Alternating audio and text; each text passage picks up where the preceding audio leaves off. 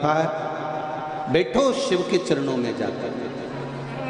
भगवान शंकर के चरणारविंद में जब हम जाकर बैठते हैं, भगवान शिव के चरणों में जब हम जाकर बैठते हैं, हमारी आधे से ज़्यादा चिंता, हमारा टेंशन सब समाप्त हो जाता है और टेंशन का मेंशन हो जाता है। शिव कृपा अपने आप प्राप्त होने लगती है। हमें देवाधिदेव महादेव से कुछ मांगने के लिए नहीं जाना,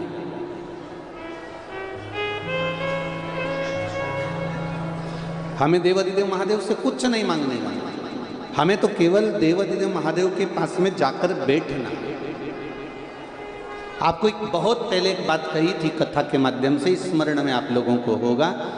पहले जो क्रीम आता था लगाने के लिए, वो ऐसे चौड़े मुंह के ढक्कन का आता था महाराज जी, ऐसा ढक्कन उसका होता था, उसमें अपनी उंगली उसमें डाल के ऐसा लगा लो और चुपड़ के बढ़िया हो जाए। अब वो क्रीम आना बंद हो गया, अब एक ट्यूब आता है। उस ट्यूब का नियम है कि उसको ऊपर से नहीं दबाना है, नीचे से थोड़ा सा दबा। तो जैसे ही अपन नीचे से दबाओगे तो ट्यूब निकल के भबक से बाहर तुरंत, और फिर निकाल लो, लगा लो।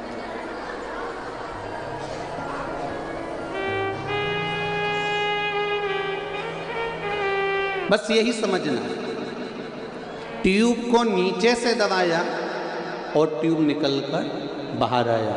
उसी तरह माता, पिता, गुरु, शिक्षक और परमात्मा, इनके चरणों को दबाया और इनका आशीर्वाद निकल कर बाहर आया।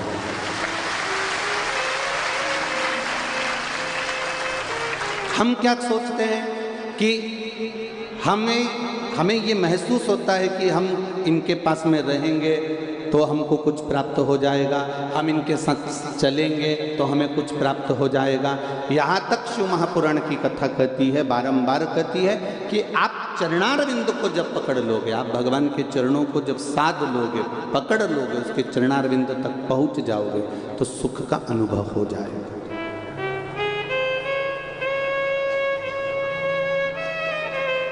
त्रिवेणी संगम पर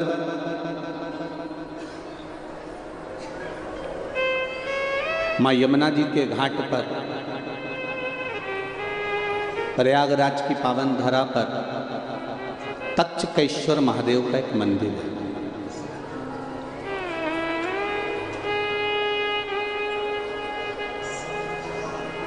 जो शायद पूरी दुनिया का एक ऐसा मंदिर है जहां पर बैठकर राजा परीक्षित को डसने वाला सर्प भी शिव की शरणागति ग्रहण कर रहा। और ये प्रयागराज का एक आनंद है। तक्षकेश्वर महादेव गए हो आप लोग? कौन कौन गया? अच्छा, होके आए हो ना? हाँ, बहुत। पूरे प्रयागराज का एक ऐसा महादेव का मंदिर जहाँ पर केवल आप कुछ क्षण के लिए बैठते हो और वो तक्षकेश्वर महादेव ना जाने कितने विष से, कितने ताप से, कितने दुख से आपको दूर कर देता है और अपना बनाने का प्रयास करता है। वो तक्षकेश्वर महादेव, तक्षकेश्वर महाराज दरियाबाद के मोहल्ले में, आप लोग वहीं से हैं क्या? अच्छा, दरियाबाद के मोहल्ले में माँ यमुना जी के घाट पर बना हुआ तक्षकेश्वर महादेव का एक अनुपम लीला है। जिस समय पर राजा परीक्षित सोने का मुकुट धारण कर कर जा रहे हैं, स्वर्ण मुकुट, और वो भी कोई साधारण सा मुकुट नहीं है राजा परीक्षित के मस्तक पर। राजा परीक्षित ने अपने दूतों से कहा कि जो सर्वश्रेष्ठ मुकुट हो, जो सुंदर हो, अति सुंदर हो, उस मुकुट को लेकर। अब उनको नहीं मालूम था कि जो मुकुट आया है राजा परीक्षित के मस्तक पर रखने के लिए, वो जरासंध का। वो मुकुट राजा परीक्षित को लाकर दिया गया और राजा परीक्षित ने उस मुकुट को अपने मस्तक पर धारण करा। शिव महापुराण कथा कहती है एक मांग का टीका, एक चप्पल और एक छाता, ये 3 चीजें किसी के भी प्रयोग में नहीं लेना चाहिए। किसी की दूसरे की मांग कर या दूसरे की लेकर इसका प्रयोग नहीं करना। एक किसी की चप्पल हो, पादुका हो, या किसी का पांव का जूता हो, चप्पल हो, आपकी चली भी गई ना तो आपको टेंशन नहीं लेना, गई ना कोई बात नहीं। पर महाराज बड़ा दुख होता है, 500 की थी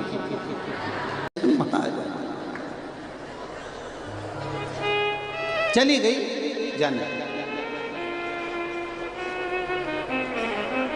वैसे तो हमारा शास्त्र कहता है जब भी तीर्थ करने जाओ, किसी पवित्र नदी के तट पर जाओ, संतों के पास जाओ, गुरुजन के पास में जाओ, भगवंतों के पास में जाओ, देवालय शिवालय जाओ, या किसी सतमार्ग की ओर आगे बढ़ रहे हो तो पांव में पादुका होना ही नहीं चाहिए।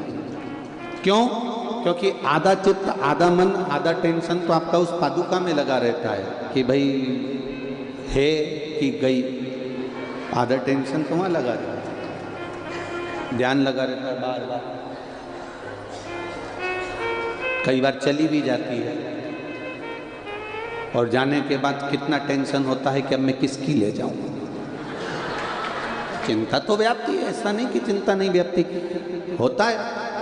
तो यहां पर हमारा सनातन धर्म कह रहा है कि एक मांग का टीका, एक पादुका और एक छाता। इसलिए हमारे सनातन धर्म में जब किसी का मृत्यु हो जाती है या कोई किसी के घर में कोई उद्यापन करता है या कोई बड़ा आयोजन करता है या कोई पूजन कराता है तो उसमें पद की महत्वता होती है। उस पद में 2 चीजें बड़ी खास होती है, एक पांव की चप्पल और एक छाता। आपने देखा होगा कि अगर कोई समाप्त भी हो गया, मर भी गया, तो उसके बाद में जो पंडित जी को सामग्री देते हैं उसमें चप्पल, जूता या फिर छाता और वस्त्र, जनेऊ आदि का अधिक, गौमुखी, माला, लोटा, गीता जी और ये सभी चीजें प्रदान करी जाती। पर शास्त्र कह रहा है उसका कारण क्या है, क्यों देते हैं ब्राह्मण को कि भैया ये हमने यहाँ तुमने उद्यापन करा है, इसमें ये पद दिया गया है, हमने कपड़े भी दिए हैं, उसमें जूता भी रख दिया, चप्पल भी रख दिया, छाता भी रख दिया। छाता और चप्पल की महत्वता क्यों कही गई? क्योंकि ये 2 चीजें ऐसी हैं जिसमें काल समाया होता है। जब हम किसी को ये प्रदान करते हैं तो ये मानकर करते हैं कि हो सकता है हमारे जीवन में कोई दुख हो, तकलीफ हो, कष्ट हो, रोग हो, बीमारी हो, वो इसके दान करने से समाप्त हो जाए। राजा परीक्षित के मस्तक पर सोने का मुकुट आया, वो भी जरासंध का आया और वो जरासंध का मुकुट राजा परीक्षित पहनकर इतने आनंदित हो गए, इतने आनंदित हो गए, उनको लगा ये रतन से जड़ा हुआ है, ये हीरे से जड़ा हुआ है, बड़ा सुंदर है, बड़ा सुंदर है। उनको कितना प्रसन्नता होती है, कितनी प्रसन्नता होती है कई लोगों को सुंदरता का स्वरूप देखकर। कई लोग अगर ज़्यादा सुंदर होते हैं तो दर्पण के सामने लगे होते हैं।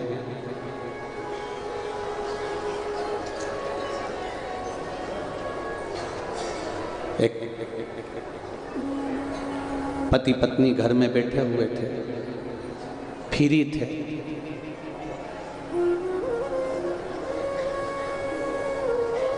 घर में घुस गई बहुत सारी मक्खी। दोनों को टेंशन हो गया, ये मक्खियां कहां से आ गई? कंपटीशन करते हैं कौन कितनी मारता है। दोनों ने कंपटीशन किया, पति ने भी मक्खी मारी, पत्नी ने भी मारी। पति 2 मक्खी मारकर लेके आया और पत्नी के पास आकर बोला मैंने 2 मार दिए। ये स्त्री है, ये पुरुष है।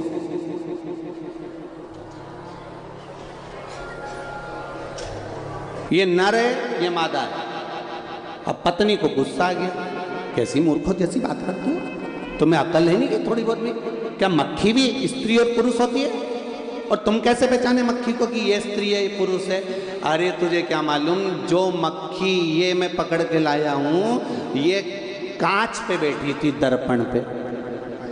और ये ऐसे ही घूम रही थी। तो मैं समझ गया था दर्पण पे चिपकी हुई है मतलब स्त्री ही है, पक्का। और ये जो मक्खी है घूम रही है, ये मैं समझ गया ये पुरुष है, इसको समझ। 3 चीजें हमारे यहाँ सब कभी किसी की नहीं है। जम के बोलो, पहला मांग का टीका, दूसरा पाँव की चप्पल और तीसरा छाता। ये 3 चीजें कभी नहीं लेनी किसी की। अगर आ भी जाए तो उसको वापस कर देना चाहिए। साहब ये आपका आ गया, लेकर जाए, पहुंचा दो उसको। अब राजा ने मुकुट धारण कर लिया, शमीक बाबा के आश्रम में पहुंच गए। ये सब आपने श्रीमद् भागवत कथा में सुना ही है। जल की याचना करी, बहुत प्यास लग रही है, पर जल की याचना करी, शमीक बाबा नेत्र बंद कर कर बैठे हुए थे और इनकी चित्तवृत्ति में आ गया कि ये ढोंग कर रहा है, ये प्रपंच कर रहा है। उसको ये दृष्टि में आया। फिर जल की याचना करी, महाराज हमको प्यास लगी है, पानी दे दीजिए, बहुत प्यास लगी है, थोड़ा जल हमको दे दीजिए, थोड़ा सा जल दे दीजिए। बार बार प्रयास करा गया, बार बार मांगा गया, पर जल नहीं मिला। अंत में क्रोध आया, मरा हुआ सर्प पड़ा था और बाण की नोक पर उठाकर बाबा के गले में डाल दिया। और जैसे ही डाला, डालने के बाद राजा चले गए। सूचना श्रृंगी बाबा को मिल गई और वो श्रृंगी बाबा को जब सूचना मिली तो वो सूचना पाते ही श्रृंगी बाबा को क्रोध आ गया।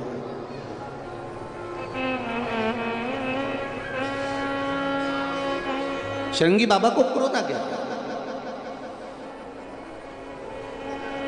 पूरी दुनिया का एक ऋषि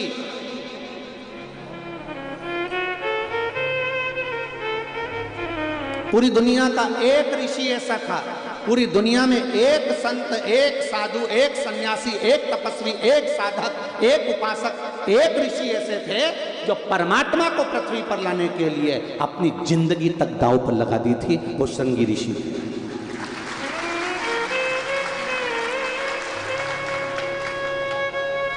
वो श्रृंगी बाबा।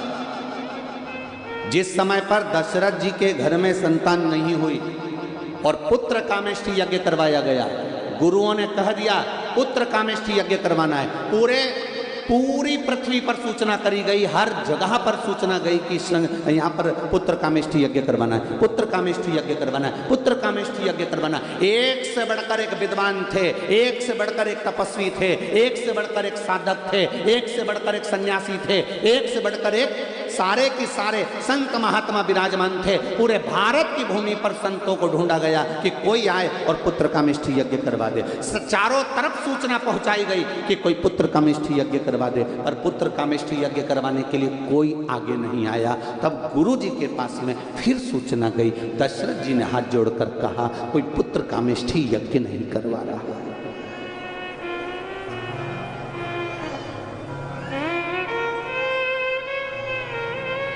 कोई पुत्र कामेष्ठी यज्ञ नहीं करवा रहा है। कारण, क्योंकि यज्ञ, पुत्र कामेष्ठी यज्ञ का एक विधान है कि पुत्र कामेष्ठी यज्ञ जिस भूमि पर होता है उस भूमि पर जो यज्ञ करवाने वाला यज्ञकर्ता होता है, उस यज्ञकर्ता को पूरी जिंदगी उसी जमीन पर रहना पड़ता है। उस भूमि के बाहर वो एक कदम भी नहीं निकाल सकता। तो कोई संत, साधु, सन्यासी, तपस्वी, ऋषि ऐसा नहीं था जो एक जगह पर पूरी जिंदगी निकाल सके। तो उन्होंने सोचा भैया यज्ञ कराने वाला कोई नहीं। तब गुरुजी ने कहा एक हो सकता है। कौन? श्रृंगी को बुलाओ और पुत्र कामेष्ठी यज्ञ करवाओ। श्रृंगी के पास में खबर गई तो श्रृंगी ऋषि ने ध्यान लगाकर देखा कि गुरुजी ने खबर पहुंचाई है पुत्र कामेष्ठी यज्ञ की। गुरुजी मेरा कुछ हित चाहते होंगे, इसलिए यज्ञ करवा रहे होंगे। श्रृंगी बाबा ने तुरंत ध्यान लगाकर देखा कि गुरु की आज्ञा है और पुत्र कामेष्ठी यज्ञ करवाना है। उस परमात्मा को लाने की सामर्थ्यता गुरु में है और गुरु ने मुझको दी है, तो मैं एक भूमि पर पूरी जिंदगी निकाल सकता हूं, परमात्मा को पृथ्वी पर ला सकता। इतने बड़े बड़े संत, वशिष्ठ बाबा जैसे कितने बड़े बड़े गुरु विराजमान थे और बुलाया किनको? श्रृंगी बाबा को। श्रृंगी ऋषि को। कारण केवल इतना सा था कि उन्होंने अपना सर्वस्व देने के लिए तैयार होगा। सर्वस्व, एक संत, एक साधु, एक सन्यासी, तपस्वी, साधक, उपासक, और एक जो भगवान का भक्त होता है वो अपना सर्वस्व देने को तैयार हो जाता है। पर उसमें कहीं कामना रह जाती है तो फिर वो सर्वस्वता नहीं दे पाता है। कहीं कामना रह गई, कहीं लोभ रह गया, आसक्ति रह गई, वासना रह गई, तृष्णा रह गई तो नहीं दे पाएगा। महाराज जी, एक पत्र बड़ा सुंदर आया।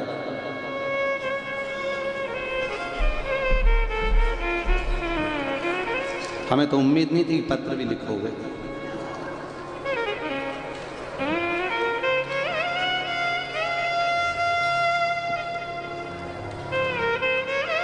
शंभु शरण पड़े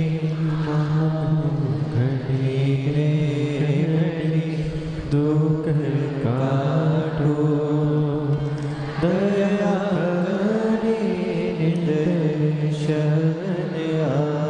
दिव्या केसरवानी, प्रयागराज मुट्ठी गांव से हूँ। आप ही ने लिखा है, आपने लिखा है प्रयागराज कभी नहीं भूल पाएगा आदरणीय सतुआ बाबा जी का एहसान। ये पत्र लिखा है। प्रयागराज वासी कई माताओं ने महाराज जी पशुपति व्रत करे हैं केवल इस शिव पुराण को थोड़ा सा सुनने के। सतुआ बाबा जी का एहसान जिंदगी भर प्रयागराज नहीं भूल पाएगा।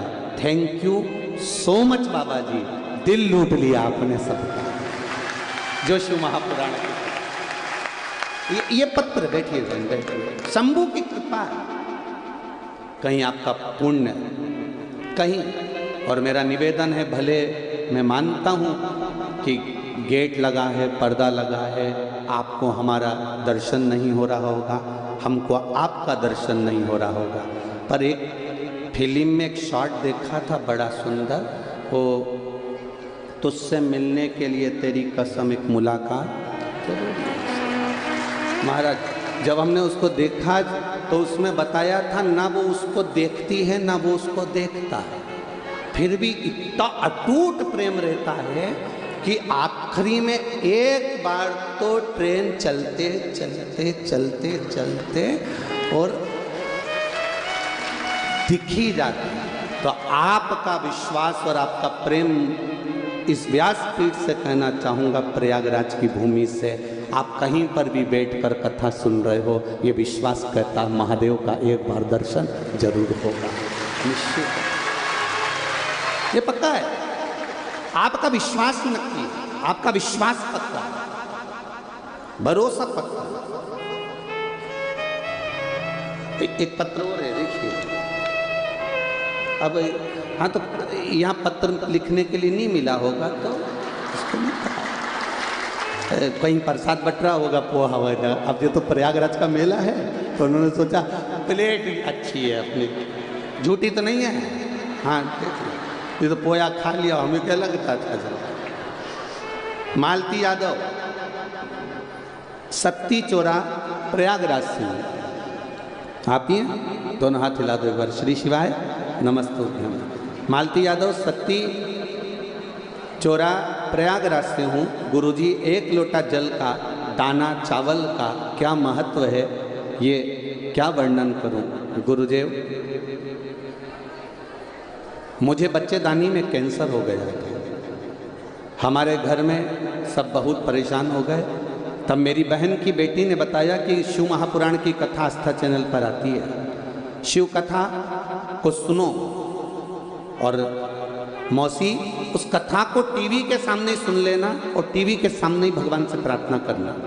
गुरुजी, हमने वही करना प्रारंभ करा। आपके बताए अनुसार शिव मंदिर जाते, एक लोटा जल चढ़ाते, बेलपत्री उठाकर लाते, उसको खा लेते, आचमन करते शिव जी के जल का।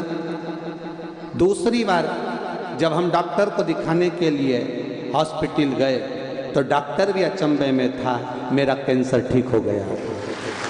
ये शिव तत्व।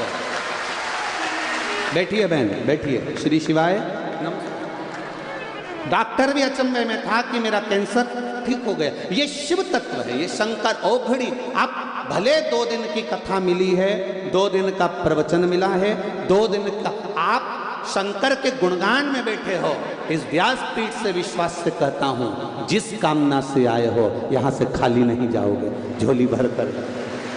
जिस कामना से आए, आपका भरोसा बस शिव के प्रति होना चाहिए, दृढ़ होना चाहिए। आदरणीय परम पूज्य 1000 संत श्रोमणी श्री रविशंकर जी महाराज जी के शिष्य आदरणीय ने कहा कि सतुआ बाबा कल के लिए भी और प्लानिंग कर रहे हैं कि कहाँ भरूं तुमको, है। तो ऐसा नहीं कि कहीं, और देखो प्रशासन ने कितनी व्यवस्था संभाली है, कितनी व्यवस्था। और ये बाबा की कृपा है। आप लोग पुलिस प्रशासन हो, आदरणीय प्रशासनिक जितने भी सदस्य हो, कितना भाव से आप लोगों को संभाल करके आप लोग आनंद से। और कई लोग ऐसे हैं जो खड़े हुए हैं बस कथा का रस तत्व लेने के लिए। जैसे आदरणीय महाराज जी कह रहे थे कि कल से आपके चेहरे पर बम फटाके फूट रहे हैं, बड़ी खुशियां हैं आपके चेहरे पर। ये तो शिव तत्व है, आनंद है और होना चाहिए। शिव तत्व साधारण नहीं है। भगवान शंकर की कथा साधारण नहीं। महाराज शिव कथा कहती है, रोज रोज किसी के घर जाओगे तो तुम्हारा मान घट जाएगा। बोलो सही है? मान घट जाएगा। रोज रोज अगर किसी के घर जाओगे तो तुम्हारा मान घटेगा, सम्मान घटेगा। पर शिव महापुराण की कथा कहती है, रोज रोज शिव के मंदिर जाओगे तो तुम्हारा मान और सम्मान दोनों बढ़ेगा। रोज रोज अगर आप शंकर के मंदिर जा रहे हो, रोज रोज शिवालय जा रहे हो, रोज शिव के द्वार जा रहे हो, तो तुम्हारा मान भी बढ़ेगा, सम्मान भी बढ़ेगा, इज्जत भी बढ़ेगी और नाम भी बढ़ेगा। और क्या वो दे सकता है? पूरी झोलियां भरकर भंडार भी भर देगा। ये निश्चितता।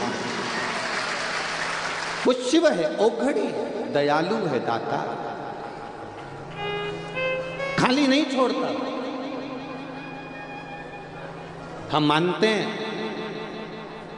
जितना बड़ा प्रागण्य है प्रयागराज मेले के हिसाब से उतना बड़ा है, पर जरूरी नहीं कि आप सब अंदर आकर बैठे। आपको जहां जगह मिले बस बैठना जरूर उसके चरणारविंद, उसकी शिव महापुराण के सम्मुख में, उसके साक्षी में। कंकर शंकर की भूमि भले बिछात नहीं हो, रज में बैठना है। क्योंकि ना जाने कौन सा कंकर हमारे जीवन को संवार कर शंकर के रूप में प्राप्त हो जाए। जहां मौका मिले, जरूरी नहीं है कि आप आगे आएंगे या हम लोग आगे बुलाएंगे तब आप लोग यहाँ विराजमान। ना ना ना ना, भगवान का भजन कहीं पर भी बैठ कर करो। कोई दिखावा नहीं करना है हमको। जल चढ़ाओ शिव को, पर छल के साथ जल ना चढ़ाओ। शिव स्वीकार कर ले। खबर मिली शंगी बाबा को कि शमीक बाबा के गले में मरा हुआ सर्प डाल दिया। जानकर बड़ा क्रोध आया, और क्रोध आया तो उन्होंने तुरंत श्राप दे दिया, जिस राजा ने मेरे पिता के गले में मरा हुआ सर्प डाला है उसकी मृत्यु आज से 7वें दिन तक्षक नाग के डसे से हो जाए। नाम दिया है तक्षक नाग के डसे से हो जाए। और जिस शिवालय की हम बात कर रहे हैं प्रयागराज की भूमि में, उसका नाम क्या है? तक्षकेश्वर महादेव। जरा ध्यान देना, वो कोई साधारण सा महादेव नहीं है जो प्रयागराज की भूमि पर बैठा है जनमानस का कल्याण करने के लिए।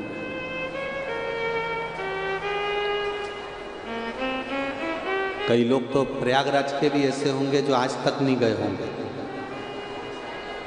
कितने लोग बैठे हैं जो आज तक तक्षकेश्वर नहीं गए? नहीं गए।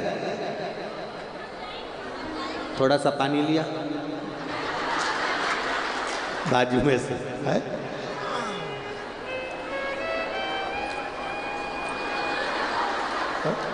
बताओ, प्रयागराज में रह रहे और तक्षकेश्वर महादेव नहीं गए? गजब है। बोल बम का नारा है। जितने प्रयागराज में रहने वाले हो, कितने हो रहे? बहुत सारे धर लो, धर लो, बाकी धर धर।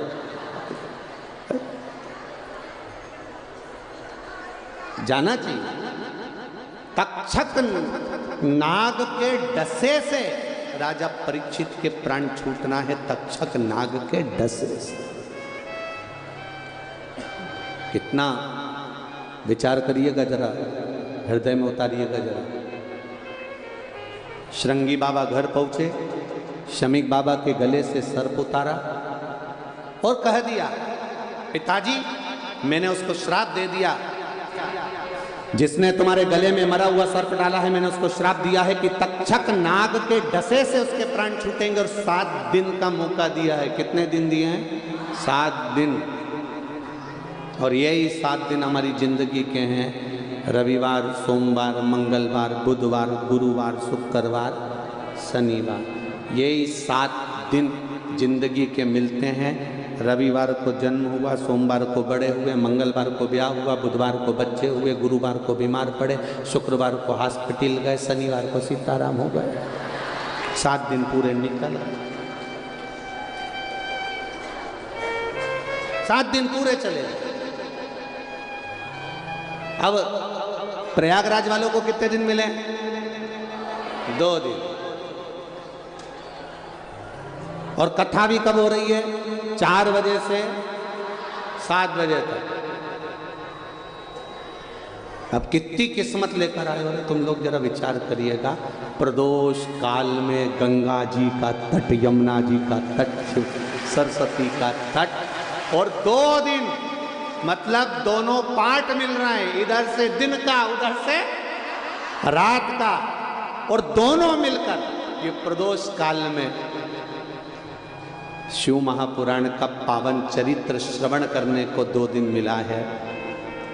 जितनी देर मिले, बाजू वाली भी अगर कछु बोले तो तुम मत बोलना, तो चुप रहे, क्योंकि एक तो 2 दिन, 7 दिन का 2 दिन मिलना कितना है, और उसमें भी ये बोलती जाए, तो कल से आए तो 4-6 टॉफी लिया ना, ये बोले कि मुंह में चुप।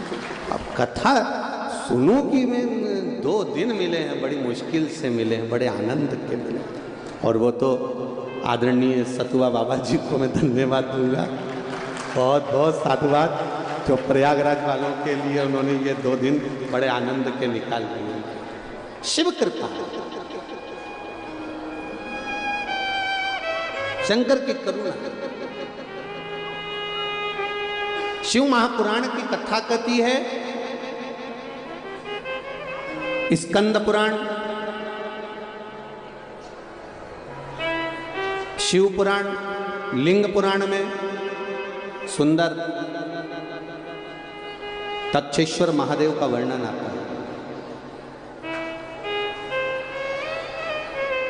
तक्षक नाग डसेगा। पिता को बड़ा दिल दुखा कि बताओ मेरे बेटे ने गलती कर दी, और उस राजा परीक्षित को, जिसने हमेशा सत्कर्म करा है, अच्छा कार्य किया है, जिसने भजन किया, कीर्तन किया, मंत्र जाप किया, जिसने सब अच्छा काम किया, बस एक ही बुरा काम किया कि उसने मेरे गले में मरा हुआ सर्प डाल दिया। पर मेरे बेटे को नहीं करना था, उसको श्राप नहीं देना था।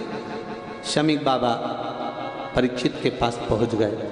तुम 7 दिन में मर जाओगे, केवल 7 दिन है तुम्हारे पास, बचना हो तो बच लो। गुरु के शब्द बड़े अटपटे होते हैं। एक तरफ गुरु कह रहे हैं कि तुम 7 दिन में मर जाओगे, और दूसरी तरफ गुरु कह रहे हैं कि तुम्हें बचना हो तो बच लो। जब मरना ही है तो फिर बचने के लिए रह क्या रह गया बचने का? पर गुरु के शब्द बड़े अटपटे होते हैं। गुरु ने कहा शरीर छूट जाएगा, पर ये आत्मा परमात्मा का भजन कर कर इसको अमर तत्व प्रदान कर लो, जिससे ये बाद में फिर जन्म ले। जगतगुरु शंकराचार्य जी कहते हैं पुनरपि जननम पुनरपि मरणम के प्रपंच से छूटने के लिए शरीर मिला है। कोई तुमसे कहे कि तुम मेरे पास आ जाना, मैं ऐसा कर दूंगा कि जिंदगी में तुम्हारे पास दुख नहीं आएगा, तकलीफ नहीं आएगी, कष्ट नहीं आएगा, रोग नहीं आएगा, बीमारी नहीं आएगी, ये नहीं आएगा। मानव की देह मिली है, मनुष्य का शरीर दो कारणों से मिलता है। एक, मनुष्य का शरीर मिलता है भगवान का भजन करने के लिए, और दूसरा मिलता है पूर्व के कर्म का भोग भोगने के लिए। अब चाहे तुम रोकर भोगो चाहे हंस कर भोगो।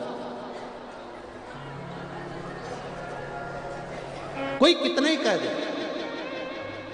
कोई कहे कि मेरे पास आ जाना मैं तुमको दुख नहीं आने दूंगा, कोई कहते तुम मेरे पास आ जाना मैं बीमारी नहीं आने दूंगा, कोई तुमसे कह दे मेरे पास आ जाओ मैं तुम्हें कष्ट नहीं आने दूंगा, तो फालतू की बात है ये कोई भी तुम्हारे सामने अगर कोई प्रमाण कर दे कि मैं तुम्हें दुख नहीं आने दूंगा, तो ऐसा अगर होता तो राम जी के पास में इतने बड़े बड़े गुरु जी थे, राम जी को दुख नहीं आता। भगवान कृष्ण के पास बड़े बड़े गुरु जी थे, भगवान कृष्ण को दुख नहीं आता। अपना घर, अपना द्वार, अपना परिवार छोड़कर भगवान वृंदावन छोड़े, मथुरा गए, मथुरा छोड़ी द्वारका गए। भगवान को बार बार छोड़कर जाना नहीं पड़ता अगर कोई दुख मिटाने वाला मिल जाता।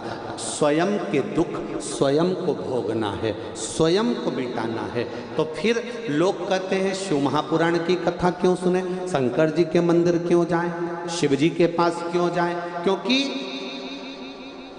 तुम्हारी घड़ी, तुम्हारा पल, तुम्हारा समय, तुम्हारा नक्षत्र, दिन रात, सुबह शाम, सब कुछ मेरे देवाधिदेव महादेव ने बनाया है। इसलिए उसको कहते हैं काल अधिपति।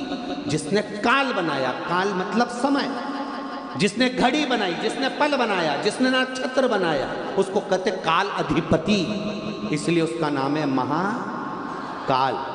काल अधिपति उसने घड़ी बनाई है, समय बनाया, नक्षत्र बनाया, पल बनाया, दिन बनाया, रात बनाया, जितने दिन बने, रविवार, सोमवार, मंगल, बुध, गुरु, शुक्र, शनि, ये घड़ी पल सब उसी ने बनाया, नक्षत्र उसने बनाया। तो जिसने घड़ी बनाई है, जिसने पल बनाया है, वो आपकी घड़ी को, आपके पल को सुधारना जानता है। ये हाथ में पहनने वाली घड़ी कपड़े की दुकान पर देखकर आना और कहना भैया मेरी घड़ी सही कर दो। घड़ी को ले जाना मेरी घड़ी खराब हो गई, किसी के पास में जाकर कहना कि हमारी घड़ी सही कर दो, नहीं करेगा। घड़ी को घड़ी की दुकान पर ले जाना पड़ेगा और घड़ी वाला तुमसे कहेगा मैं सेल डाल के देख लेता हूँ, चल जाएगी तो ठीक है, नहीं तो 7 दिन के लिए इसको यहाँ पे पटकना पड़ेगा। फिर किसी ने कहा साहब हमारे पास तो 7 दिन नहीं है, तो उन्होंने कहा 2 दिन पटक दो, मैं 2 दिन में भी सही कर दूंगा, प्रयास पूरा करूंगा कि मैं इसको 7 दिन की जगह 2 दिन में ठीक कर दूं। उसने कहा 2 दिन ले लो, 2 दिन में घड़ी सही कर दो, 2 दिन में हमारी घड़ी सही कर दो। क्यों साहब मेरे को जाना है, मेरे पास ज़्यादा समय नहीं, मेरे मोहल्ले में शादी है तो मुझे बारात में जाना है, एक ही घड़ी है, अगर 2 होती ना तो चल जाती। तो उन्हें कहा साहब 2 दिन में सही कर दो भैया, तुम तो मेरे को जानते हो, पहचानते हो, अपने वाले हो, तुम इतना काम नहीं कर सकते। तो उन्होंने कहा ठीक है मैं 2 दिन में सही कर दूंगा। उन्हें ली घड़ी को और घड़ी की पूरी मशीन निकाल के उसके पेट्रोल में डाल दी। तुम देखना इतनी बड़ी कटोरी में कुछ पेट्रोल रहता, पूरी मशीन निकाल के उसमें डाल दी और निकाल के डालने के बाद 2 घंटा 3 घंटा उसको पड़ी रहने दी। पड़ी रहने के बाद उसने दूसरे दिन फिर घड़ी को निकाला और निकाल के उसको ब्रश से घिसा, घिसकने के बाद में फिर उसमें सेल डाला तो वो चल गई। अब उसको समझ में आया तो अपन को भी यही करना है, आज सबको पेट्रोल में डुबो दो, मतलब भक्ति में डूब जा, और डूबने के बाद कल तुमको जब घिसा जाएगा निश्चित है मेरा शिव मिल जाएगा। घड़ी सवर गए, सुधर गए। अब तुमने तुरंत देखी, ओ हो चल गई, चल गई। बस जिस दिन घड़ी को तुमने घड़ी वाले को दिया उस दिन उसने घड़ी चला दी। उसी तरह जिसने ये जीवन दिया उसको तुमने 1 लोटा जल दिया तो उसने तुम्हारी जिंदगी संवार ली। बस इतनी शुद्ध। हम भटके ना, कोई कहे मेरे पास आ जाओ मैं भभूति दे दूंगा, कोई कहे मेरे पास आ जाओ मैं बेल दे दूंगा, कोई कहे मेरे पास में आ जाओ मैं ये कर दूंगा। ना ना ना ना, कहीं नहीं जाना, एक जगह वो शमशान में रहने वाला, भस्मी लपेटने वाला, सब में रमने वाला, श्वास में रमण करने वाला, 21,600 श्वास में वही चल रहा है। रोम रोम 3.5 करोड़ रोम छिद्र में वही रम रहा है। वो देव अधिदेव महादेव है, दूसरा कोई नहीं हो सकता, नहीं हो सकता।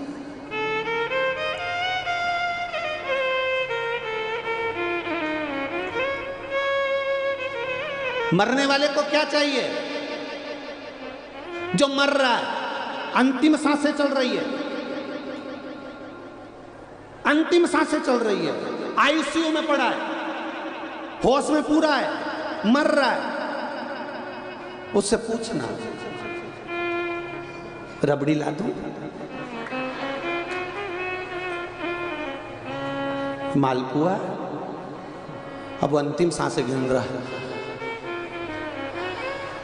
और ये पास में खड़ी गुलाब जामुन ला दूं, अंतिम सांसें।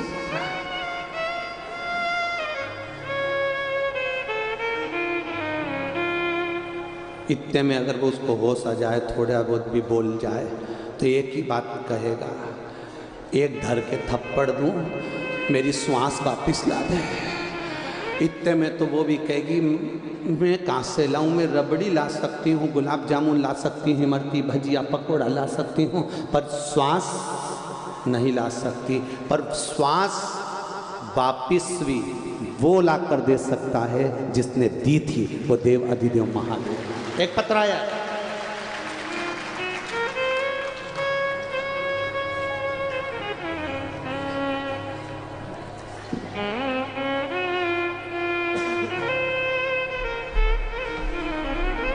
शादी की पत्रिका भी है, 9 फरवरी की शादी है।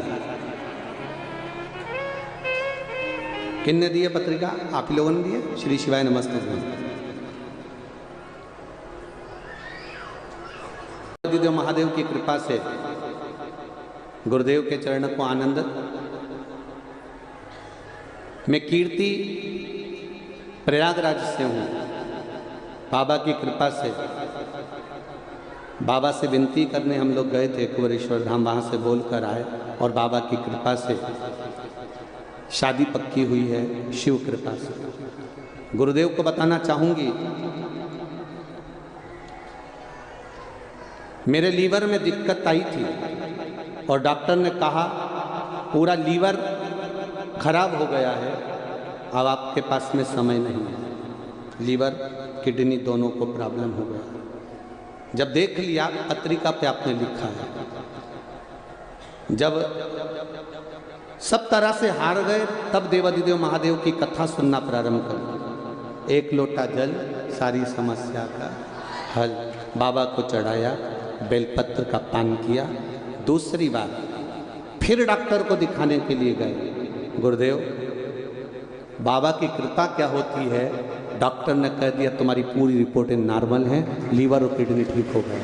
बैठिए बहन। श्री शिवाय नमस्ते। हम बैठे। ये शिव तत्व है, ये शंकर है, ये औघड़ी है। बैठो बहन। हर हर महादेव। ये शिव। एक पत्र और है।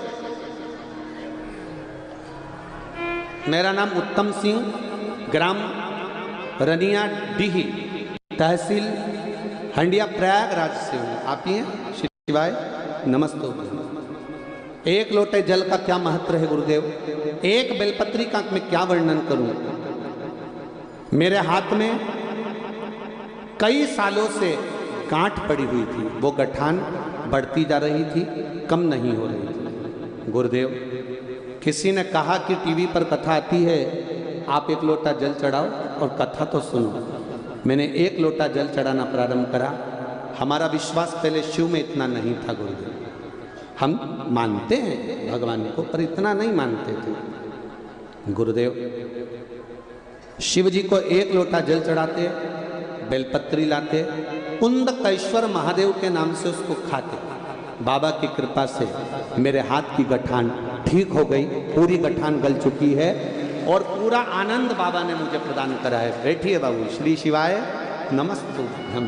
तेरी कृपा बिना न हिले एक भी लेते हैं श्वास तेरी कृपा से तनु।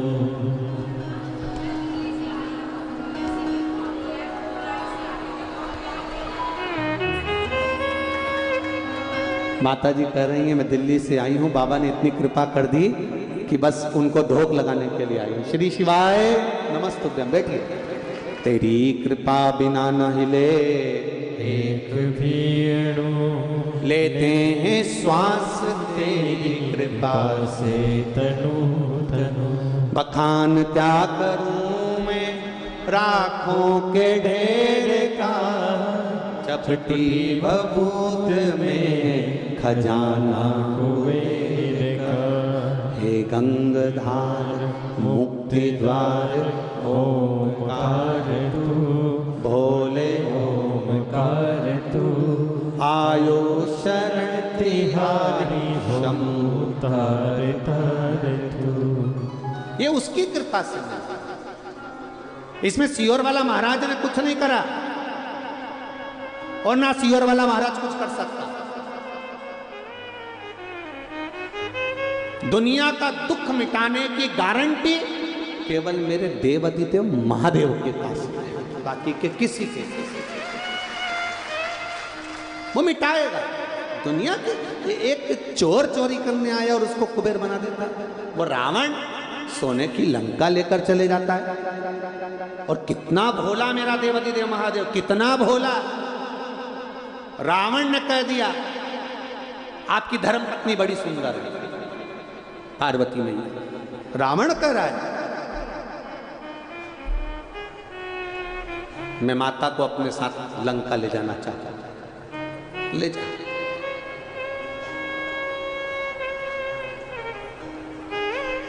ले जा।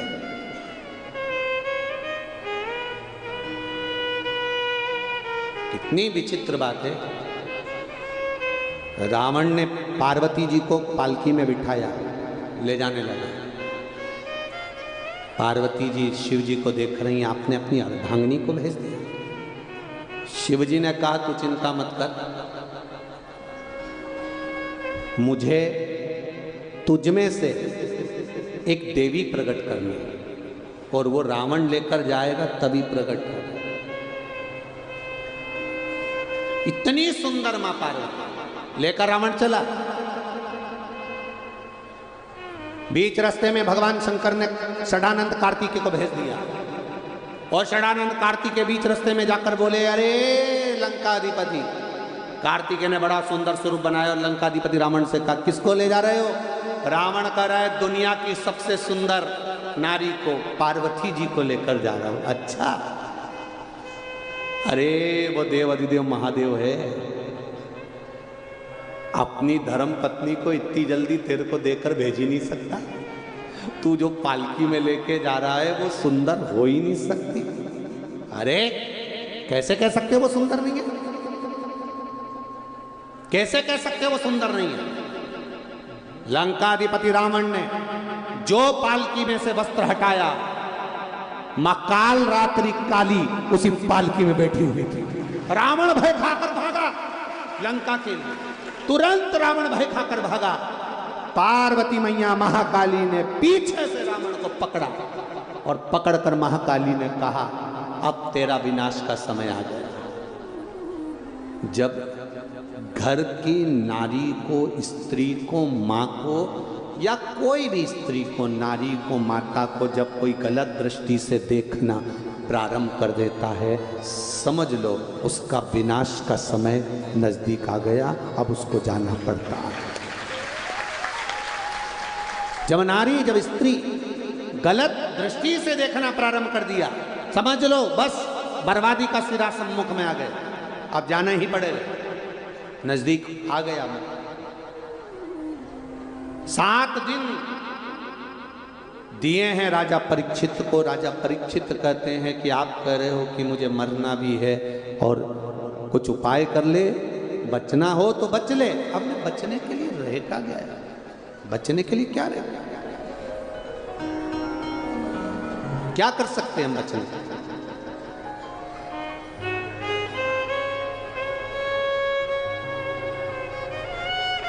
क्या करें हम। तब राजा परीक्षित ने उसी समय अपना पूरा राजपाट अपने बच्चों को दिया और भगवान का भजन करने के लिए बाहर निकल गए। कोई कह रहा है कि यज्ञ करो, कोई कह रहा है अनुष्ठान करो, कोई कह रहा है ये करो, कोई कह रहा है वो करो।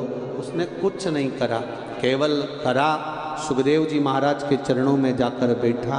7 दिन श्रीमद् भागवत कथा श्रवण करी, मतलब अपने चित्त को परमात्मा से जोड़ने का प्रयास करा, चित्त को परमात्मा से जोड़ा और जुड़ा।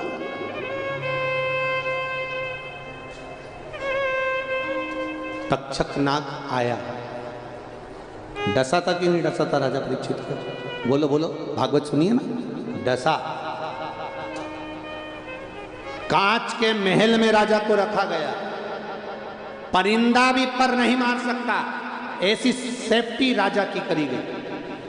पर अनार का रस अंदर जा रहा था और गिलास की नीचे जो पेंदी थी उस पेंदी के अंदर चिपक कर गया। पहले जो गिलास होते थे उन गिलास में नीचे से किनोर होती थी, आजकल तो एकदम फ्लैट होते हैं।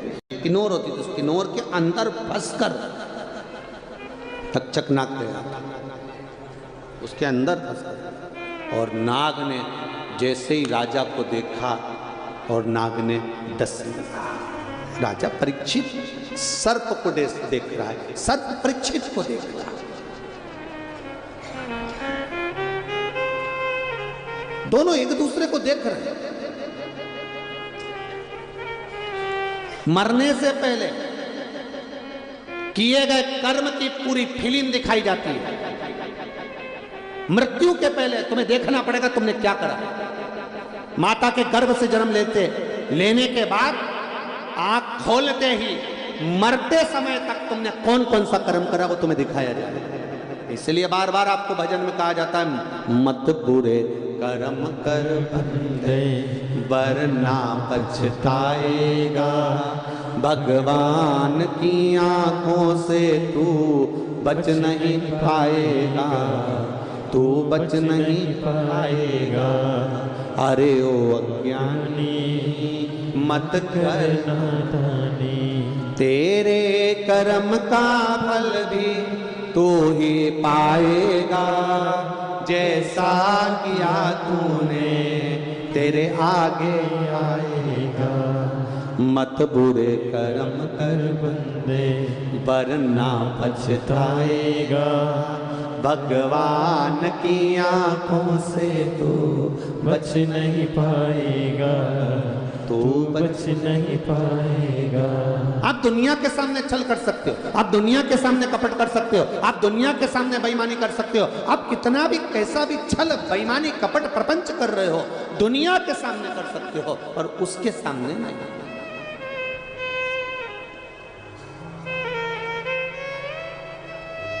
यहां समझा सकते हो, यहां तो तुम किसी से भी कह सकते, मैंने ऐसा नहीं करा, कसम खा के कह रही हूं मैंने ऐसा नहीं किया, मैं तो ऐसी बोली नहीं, मैंने तो ऐसा बोला ही नहीं। बोलने के बाद भी हम कसम खा सकते हैं, सौगंध खा सकते हैं, खड़े हो सकते हैं, अदालत में जाकर पैसा देकर भी हम सब कुछ सुधार सकते हैं।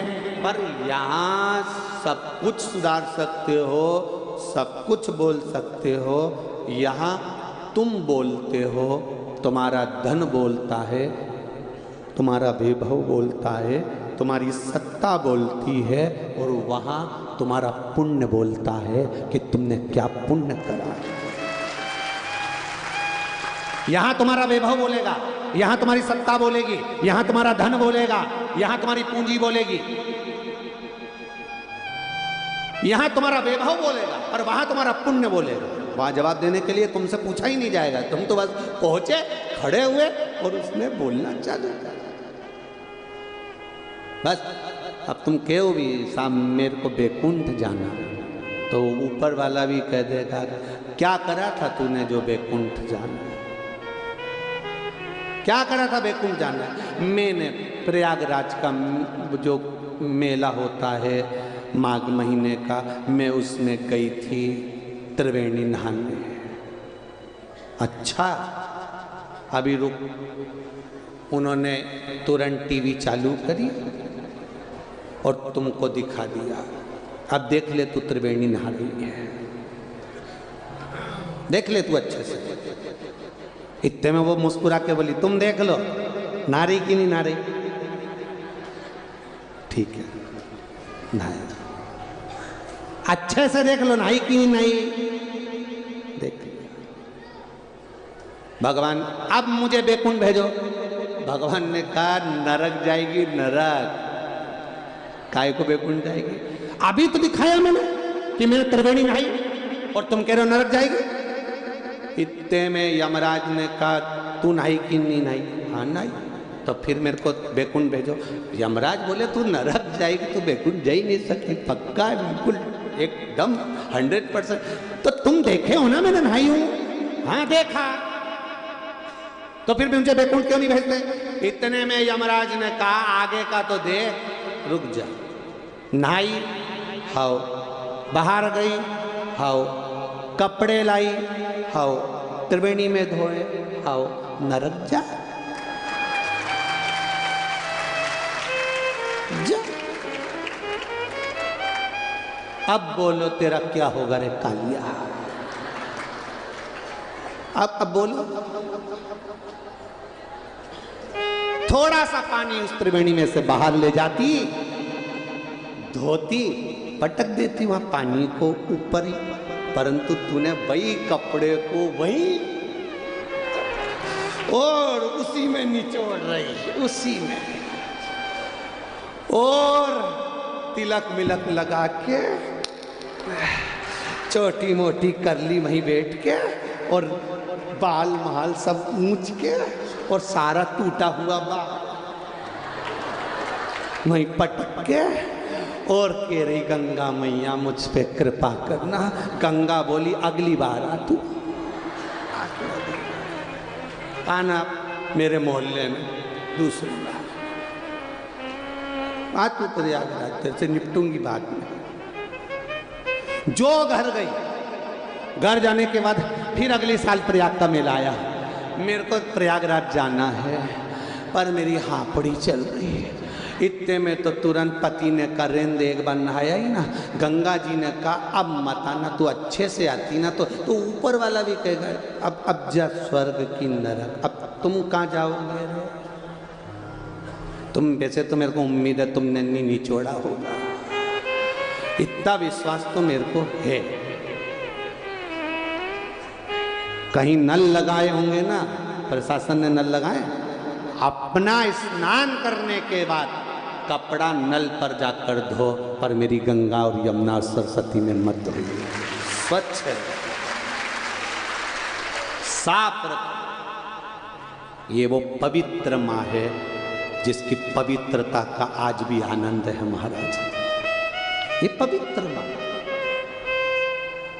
इसकी पवित्रता का ध्यान रखना हमारा कर्तव्य। कोई कपड़ा धो रहा है, हम देखकर अनदेखी कर देते हैं। नहीं नहीं, कपड़ा क्यों धो रहा है? इस कपड़े को ले जा बाहर नल में धो। हम नहीं बोलेंगे तो कौन बोलेगा?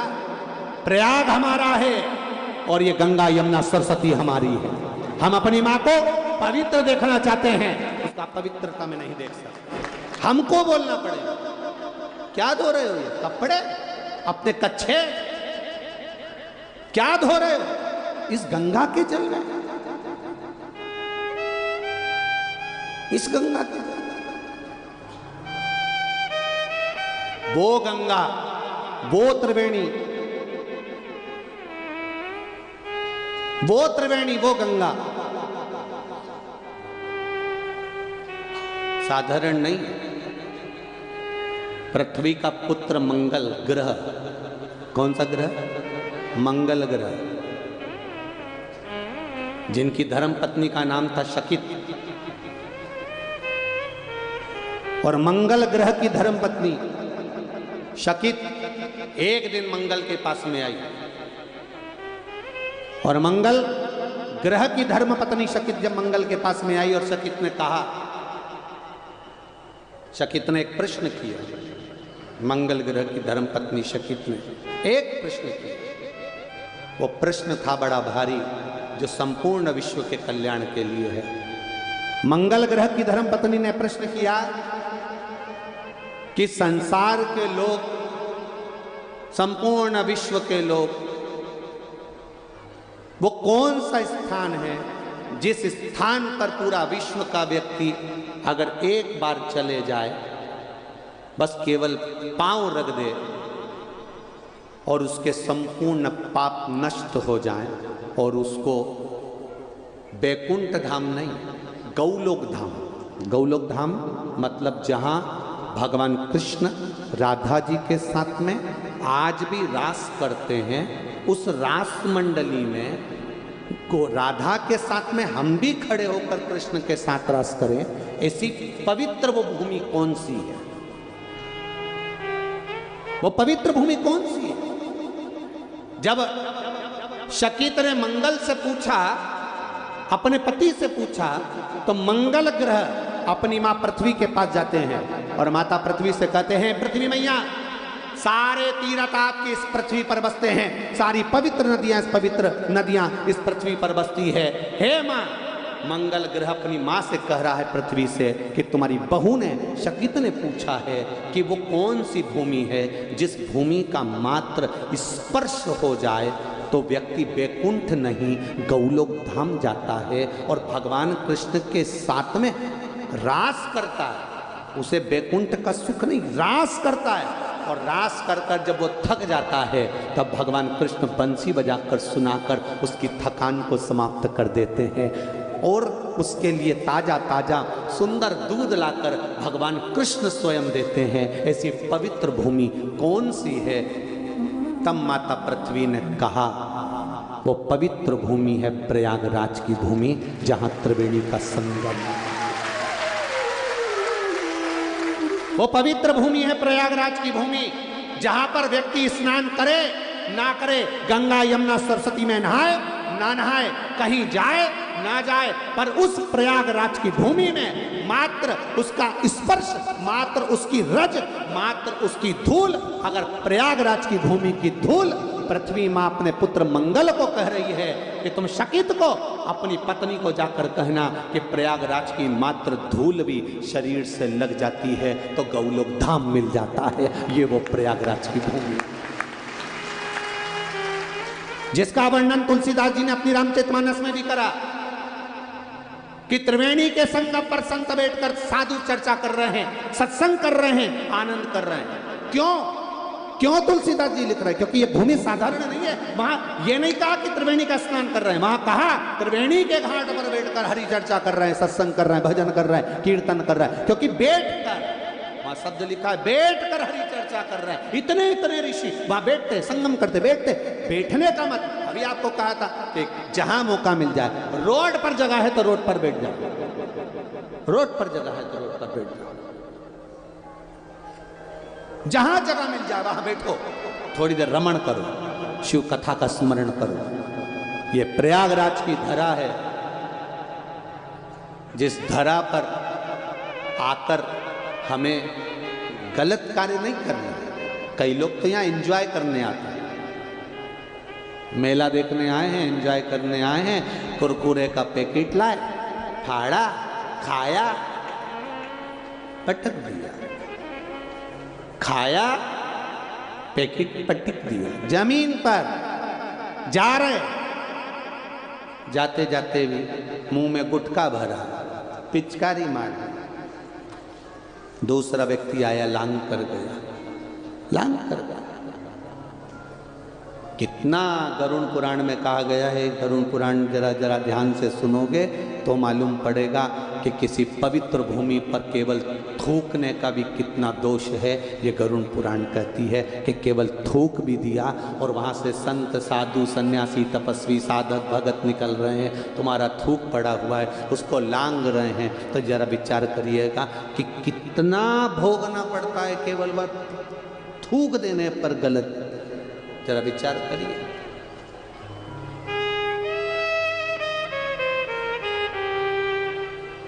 कितने किस्मत वाले हो रहे प्रयागराज वाले, घर जाके नजर उतरवा लेना।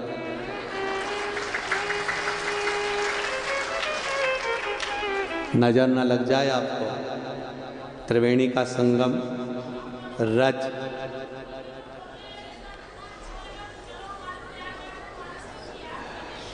त्रिवेणी का संगम है, प्रयागराज की भूमि है।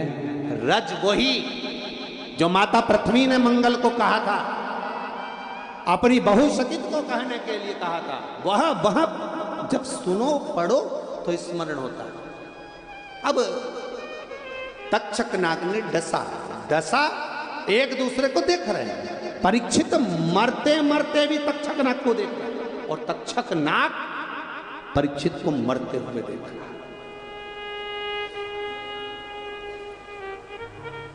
दोनों एक दूसरे को देख रहे हैं। मनोदशा। मरने वाले को क्या चाहिए? गुलाब जामुन, रबड़ी और पेड़ा नहीं। मरने वाले को चाहिए थोड़ी श्वास मिल जाए। परीक्षित मर रहा है, प्राण छूट रहे हैं परीक्षित के। तक्षक नाग ने डसा है, तक्षक नाग परीक्षित को देख रहा है, परीक्षित तक्षक नाग को देख रहा है। मरते समय दुनिया के लोग भगवान से श्वास मांगते हैं, मुझे थोड़ी और श्वास दे दो, मुझे बचा लो, मुझे और दे दो, अच्छे डॉक्टर को दिखा दो, मैं और उम्र बन जाए, मेरी और उम्र मिल जाए, मुझे और उम्र मिल जाए। अभी संतों की जो कथा चल रही थी कंजरी में, तो उसमें हमने वर्णन करा था आयुष्मान भव और चिरंजीवी भव, दोनों में अंतर होता है। आयुष्मान भव दुनिया के लोगों को लगता है जैसे आशीर्वाद दिया कोई आयुष्मान भव कह दिया। आयुष्मान भव मतलब उम्र बढ़ जाए। क्या करोगे इतनी लंबी उम्र का? मुंह में से सोफा सेट चले गया, शरीर में आंतड़ियां नहीं बची, हाथ थर थर कांप रहे, आंखों से दिख नहीं गया, कानों से सुनाई नहीं दे रहा, मुंह में खाने के लिए बत्ती सी नहीं बची, और ये पुराना आशीर्वाद मिला था, मेरी इतनी लंबी उम्र हो गई, आयुष्मान भव, उम्र लंबी हो गई, पर शरीर थोड़ी ना ठीक रहा। 90 साल, 95 साल, 100 साल कांप रहे हो, थर थर कांप रहे हो, भगवान से कह रहे हो मुझे उठा ले, सड़ रहा हूं पलंग पर, वेंटिलेटर पर पड़ा है, सड़ रहा है, पड़ा है, पर भगवान से कह रहा उठा ले। भगवान के कैसे उठाऊं? इसकी काकी ने आशीर्वाद दिया था आयुष्मान भव, इसलिए पड़े रहने दो, उम्र बढ़ा दी, पर शरीर वैसे ही रहा। इसलिए दूसरा आशीर्वाद होता है चिरंजीवी भव। चिरंजीवी भव का मतलब है जैसे तुम आज हो, मरते दम तक वैसे की वैसे ही रहो, सड़ना नहीं, गलना नहीं, बेकार नहीं होना। चिरंजीवी भव, जैसे आज हो आखिरी तक रहना, जैसे तंदुरुस्त, सुंदर, फुर्तीले आज हो, मरते दम तक रहना। इसको कहते हैं, जम के बोलो जरा, चिरंजीवी भव। अब तुम्हें कौन सा आशीर्वाद? कितने दोगले हो रहे, तुरंत पलट लेते हो। अभी कल तक तो तुम अच्छे से कह रहे थे हमको आशीर्वाद दो, आयुष्मान दो। कोई महाराज जी अगर आशीर्वाद भी नहीं देना तो तुम उसका हाथ पकड़ के महाराज महाराज महाराज महाराज महाराज, एक बार सिर पे हाथ रख दो महाराज, एक बार सिर पे हाथ रख दो महाराज। अब महाराज जी भी ऐसे ही जिनने सिर पे हाथ धर दिया, तो महाराज जी भी ऐसे सिर पे हाथ धर दिया, सिर पे हाथ धर दिया। और नहीं तो एक थे संत नामदेव जी महाराज, मंत्र लेने गए, गुरु दीक्षा, विश्वा थिएटर के पास पहुँचे, सूचना मिली कोई गुरु मंत्र लेने आया है। गुरुजी ने कहा जूता उठा और दे धड़ाधड़।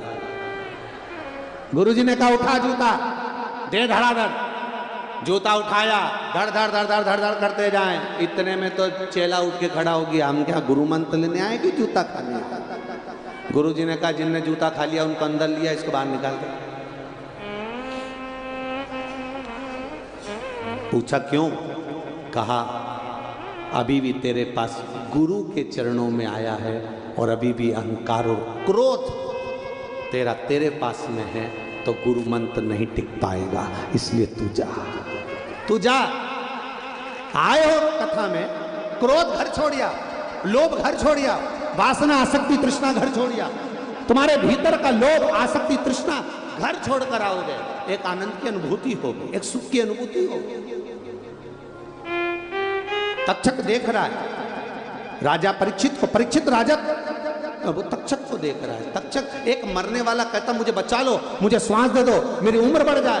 पर तक्षक नाग को देखकर राजा परीक्षित ये नहीं कह रहे कि मेरी उम्र बढ़ा दो, राजा परीक्षित कह रहे हैं एक बार फिर से श्रीमद् भागवत कथा सुना दो।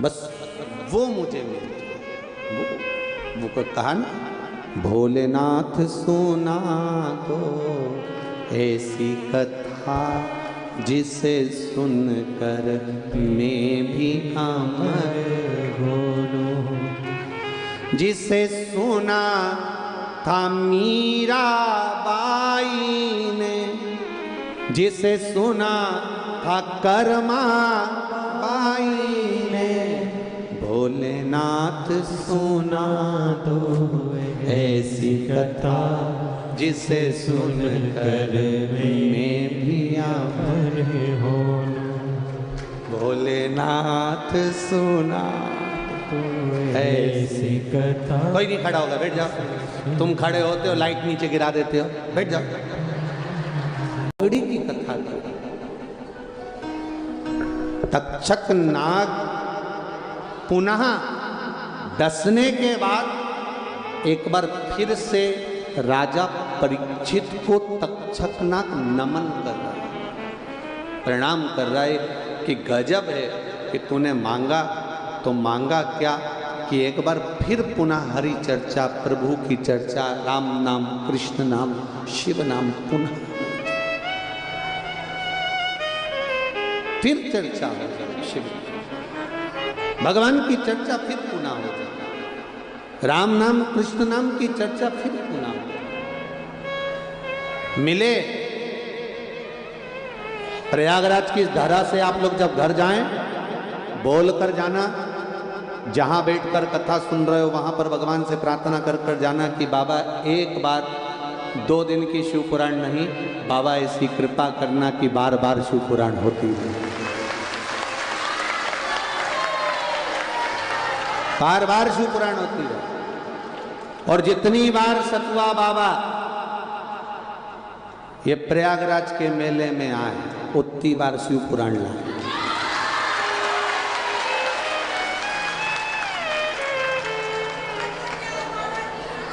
जय हो जय हो। बोल रही सतुआ बाबा को हमारी उम्र लग जाए ढेर सारी बाबा।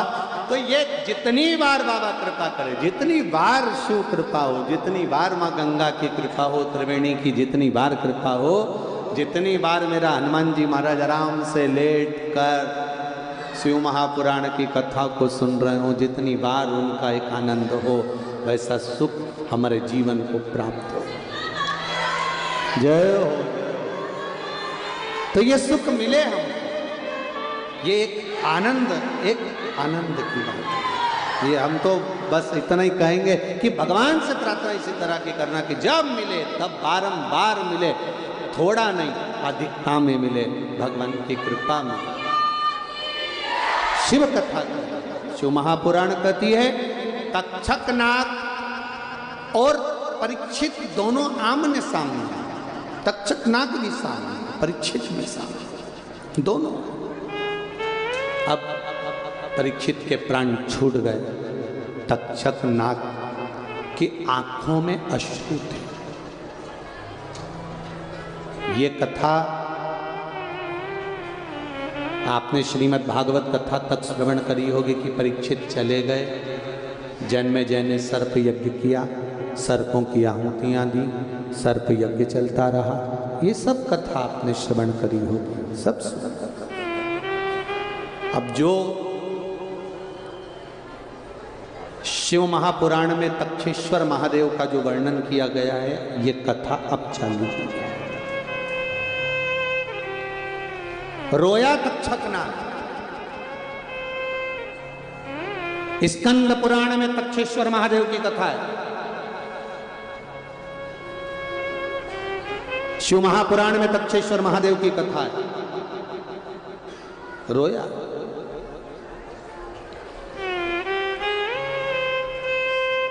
आंख में आंसू भरे तक्षक के कि आज पृथ्वी पर से राजा परीक्षित को जो श्राप लगा था मैंने डस लिया, श्राप बस डसा है, श्राप बस। सर्प सांप कभी तुम्हारा बुरा नहीं करता। सांप को भगवान ने भय दिया, शेर को भगवान ने आलस दिया, सिंह को आलस है, सर्प को भय है। सर्प कभी तुम्हारा बुरा नहीं करेगा, वो तुम्हारी आहट सुनता है और चल देता है। वो तो कहीं पांव रखा जाए या कोई बात हो जाए तब बात दूसरी होती है, नहीं तो वो साधने वाला अगर देवाधिदेव महादेव है तो फिर एक पत्र है, देखिए एक पत्र में वर्णन आया है, शंभु घड़ी रे घड़ी तू कृपाटो दया करी दर्शन आपो। इसी जल्दी बोल देते हो कि मैं पत्र ही नहीं ढूंढ पाता हूँ। शंभो मांगू घड़ी रे घड़ी दुख काटो दया करी दर्शन आपो। शिव कथा कह रही है।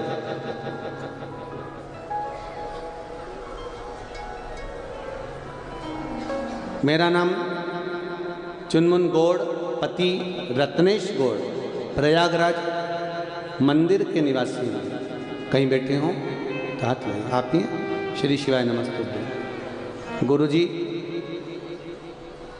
मेरी शादी को 9 साल हो गए, 9 वर्ष से संतान नहीं थी गुरुदेव। सभी लोग अपशब्द कहते थे, डॉक्टरों को भी दिखाया पर कोई संतान का सुख नहीं हुआ। फिर IVF करवाया, उससे भी संतान का सुख नहीं हुआ। मोहल्ले के लोग, परिवार के लोग शब्दों के बांध कहते, बांझ तक कह देते। 2019 में पहली बार आपके मुख से किसी ने कहा तो शिव महापुराण की कथा सुनी। फिर क्या बखान करूं गुरुदेव, आपने जो शिव महिमा का वर्णन किया था, 9 वर्ष तक जब मेरे को संतान नहीं हुई, मेरा रजो धर्म आना बंद हो गया था।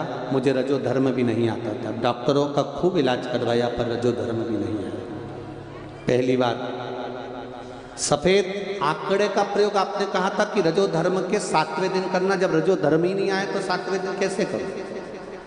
फिर भी मैंने भी भगवान को कथा सुनकर शिव जी को 1 लोटा जल चढ़ाया, बेलपत्र चढ़ाया, बाबा से कहा मेरा रजो धर्म बंद है तो संतान हो नहीं सकती। IVF करवाया, पुत्र संतान की प्राप्ति नहीं। 9 साल हो गए, डॉक्टर ने भी मना कर दिया तुम्हें औलाद नहीं होगी। हार कर नहीं बैठ सकती। सीवर वाला महाराज टीवी पर छाती ठोक कर कहता है कि शिव पर छोड़ दो। आज मैं जल चढ़ाऊंगी, बेलपत्र भी लेकर जाऊंगी और मुझे विश्वास है मेरा रजो धर्म आएगा जो गया 5 साल हो गए। जल पिया, बेलपत्र खाई, घर आई और रजो धर्म आ गया। रजो धर्म आया, 2.5 महीने भी नहीं लगे। देवाधिदेव महादेव से प्रार्थना करी, सफेद आंकड़े की जड़ लाकर कमर में बांधी, तुमरुका जी का नाम लिया। बाबा की कृपा से मेरे घर संतान हुई और उसका नाम मैंने तुमरुका ही रखा। ये शिव कृपा। बैठिए बहन। श्री शिवाय नमस्ते। मैंने बच्चे का नाम भी तुमरुका ही रखा, ये शिव की कृपा से, शंकर की उदारता से। शिव बिना कुछ नहीं, शिव के बिना शंकर है तो सब है महाराज, सब कुछ। एक पत्र है, इसमें मिल नहीं रहा। कोई बच्चा 1 महीने का था और 1 महीने का बच्चा, उसका स्नान करा रही थी उसकी माँ और पानी भगोनी में रखा था। स्नान कराने के लिए कोई दूसरा ले गया उस बच्चे को। आप ही ने लिखा था? हाँ, वो पत्र में ढूंढ नहीं पा रहा हूँ। तो बच्चे को स्नान कराने के लिए कोई दूसरा ले गया। उसको लगा भगोनी में ठंडा पानी, उकलता हुआ पानी उस बच्चे पर डाल दिया। 1 महीने का बच्चा। अब उकलता हुआ पानी डाल दिया तो इसके घर का कोई व्यक्ति शिव महापुराण की कथा श्रवण करता था, ऐसा ही है ना पत्र में, शिव महापुराण की कथा सुनता था।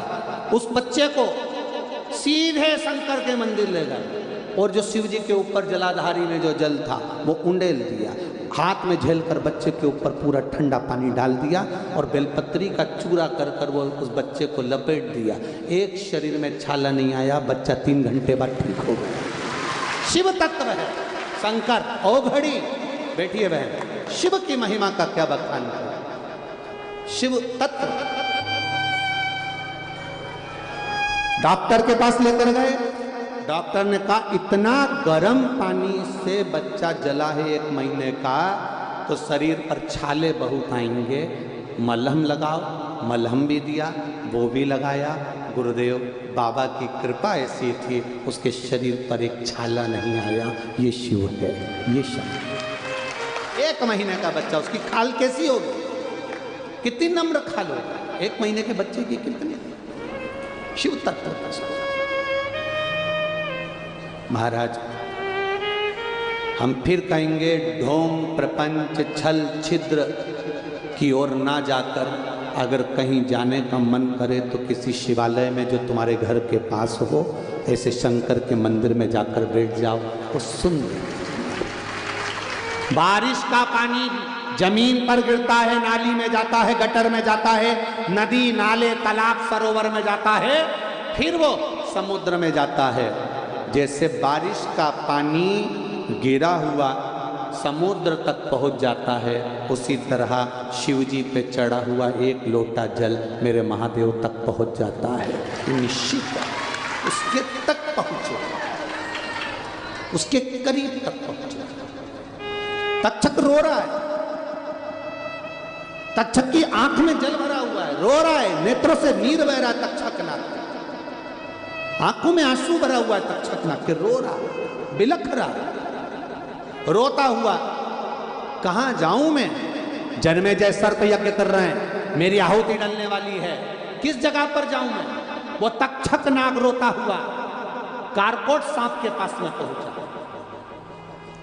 पूरी दुनिया का एक सांप ऐसा होता है, कारकोट सांप। दूसरे सांप डसते हैं तो लोग मरते हैं, कारकोट सांप एक ऐसा सांप है जो डसता है तो शरीर सड़ता है, बदबू मारता है, कीड़े पड़ते हैं और शरीर में से मांस गल गल के गिरता है, फोड़े फपोले हो जाते हैं, मरने के लिए भी तरसता है तो मृत्यु नहीं आती। वो कारकोट सांप, दुनिया का सबसे जहरीला सांप कारकोट।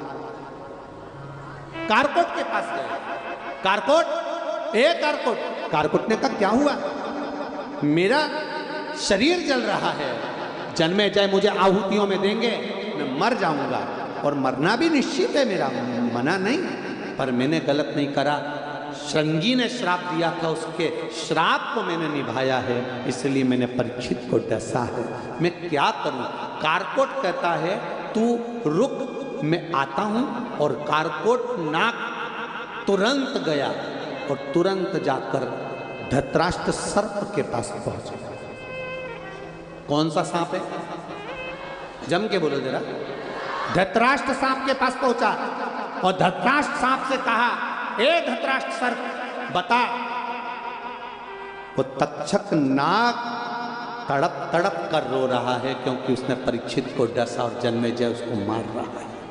बता धृतराष्ट्र सांप क्या करा जाए। धृतराष्ट्र सांप कौन था, जो गले में शंकर जी के सांप पड़ा होता है वासुकी नाग, उसका बड़ा बेटे का नाम है धृतराष्ट्र सांप। वासुकी नाग का बड़ा बेटा जो शिव जी के गले में सांप पड़ा है वासुकी, उसका बड़ा पुत्र है धृतराष्ट्र सांप,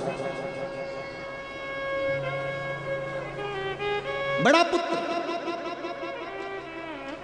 धृतराष्ट्र ने कहा रुको।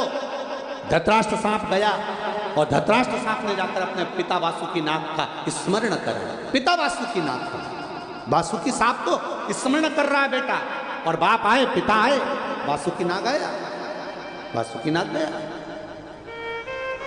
प्रभु धृतराष्ट्र नाग ने कहा वासुकी नाग से, पिताजी एक थोड़ा सा संशय मन में है। मेरा मित्र कारकोट, उसका मित्र तक्षक के ऊपर थोड़ा सा कष्ट आ गया है, भय में है। भय क्या करा जाए, आप बताओ क्या करें हम। जन्मेजय सर्प यज्ञ कर रहा है, आहुतियां नागों की दे रहा है। जन्मेजय कि उस यज्ञ को देखकर उसके भीतर थोड़ा सा भाव उत्पन्न हो रहा है, वो भय खाया, दुख है उसको, परीक्षित को डसने का दुख है। और आपसे भी निवेदन है, कभी कोई गलत काम हो जाए तो एक बार हृदय से रो भी लेना। मैंने उसका बुरा कर दिया, मैंने उसको अपशब्द कह दिया, मैंने उसको गाली दे दी, भीतर से थोड़ा सा पश्चाताप जरूर करना। और किसके सामने करना? भोलेनाथ के सामने जाके, बाबा गलती तो करी है मैंने।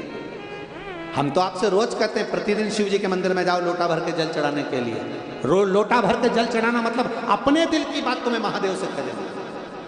आप मायके नहीं जा सकते, अपने घर की बात दूसरे से नहीं कह सकते। दूसरे से कहोगे लोग हंसेंगे, दुनिया के लोगों से कहोगे लोग हंसेंगे, लोग हंसेंगे। अभी वो बहन ने पत्र में लिखा, लोग बांझ कहने लगे थे, अपशब्द कहने लगे थे, संतान नहीं, टेस्ट पे भी करवाया, IVF करवाया, सब कुछ करवाया, संतान का सुख नहीं आया, रजो धर्म तक नहीं आया। क्या करे, किसके सामने जाकर कहे, किससे कहे? तब वो महादेव के पास पहुंच गई। केवल टीवी पर कथा सुनी और पहुंच गई महादेव के पास। कह दिया विश्वास रखकर। भरोसा अगर पक्का है तो बाबा सुनता जरूर है। आप लोग जितने भी आए हो ना, भरोसे पर आए, विश्वास पर आए। इसलिए 2 दिन की कथा सुनने के बाद मेरा महादेव क्या देगा, ये आगे की कथा में तुम्हारा पत्र जरूर आएगा, तुम्हारा पत्र आगे की कथा में जरूर पहुंचेगा। महादेव क्या देता है, शिव क्या देता है, शंकर क्या। लोग कहेंगे अभी ये कथा अभी रात्रि को 10 बजे टीवी पर हो जाएगी, आस्था चैनल पर 10 बजे रात को आस्था चैनल पर चालू हो जाएगी।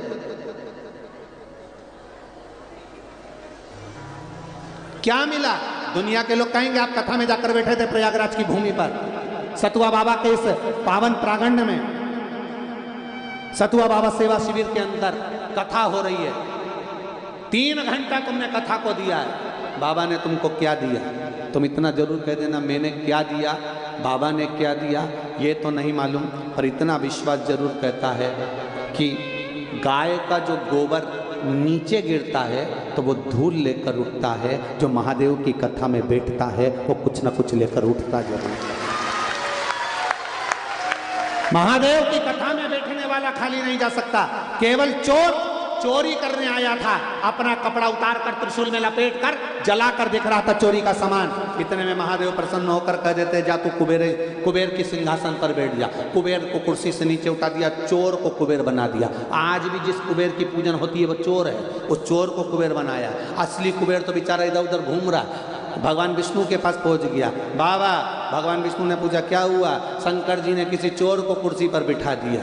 भगवान विष्णु बोले उनके मामले में हम भी नहीं बोल सकते, उनके मामले में हम नहीं बोल सकते, क्योंकि एक बार उनको गुस्सा आ गया था तो उन्होंने यमराज को मार दिया था। यमराज की बेटी भी मर गई थी, मृत्यु देवी। केवल राजा श्वेत के चक्कर में यमराज के प्राण छूट गए थे, मौत भी मर गई। कभी आपने सुना कि यमराज मरा होगा? पर यमराज भी मर गया था। मृत्यु देवी जो दुनिया के सामने आती है, मृत्यु देवी वो भी मर गई थी। उसको मारने वाला कोई दूसरा नहीं, मेरा देवाधिदेव महादेव था।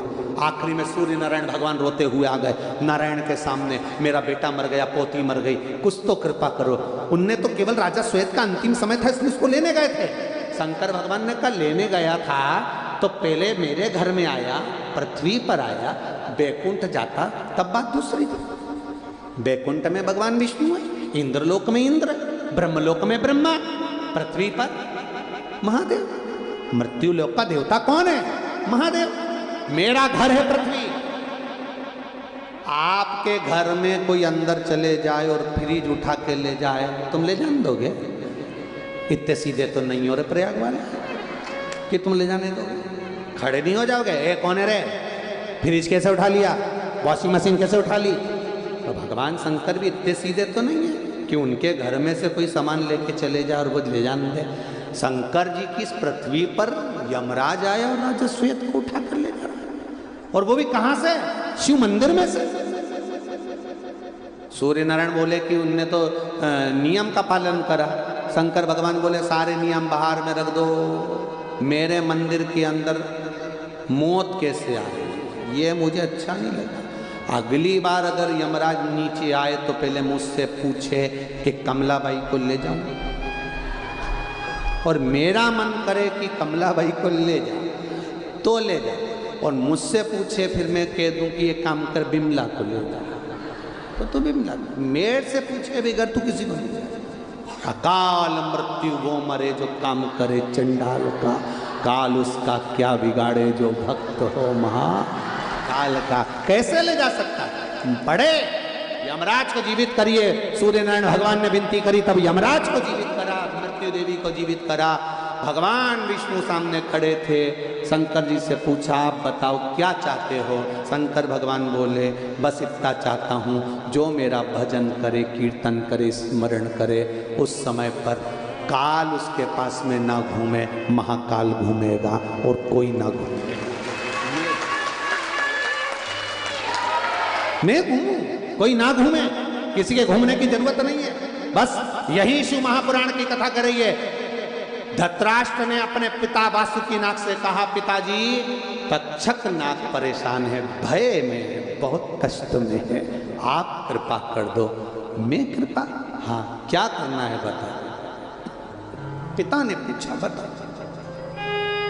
कहा बस इतनी कृपा कर दो कि वो भय से मुक्त हो जाए। भय से मुक्त शिव महापुराण क्या देती है? भय से मुक्त करती है आपको।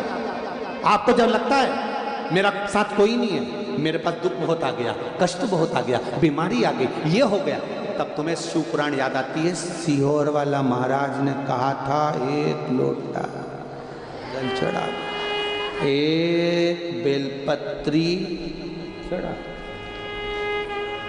बीमारी है, कोई चढ़ा के गया हो तो अपन उठा के खा लो।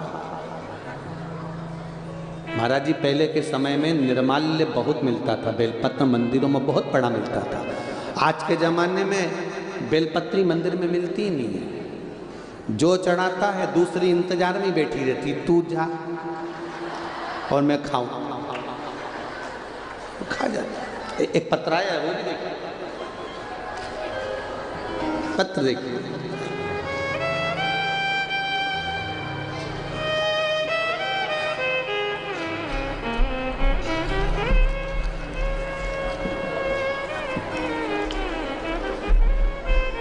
शंभो शरण पड़ी मांगो घड़ी रे घड़ी, दुख काटो। मिल गया, मिल गया। दर्शन आपो।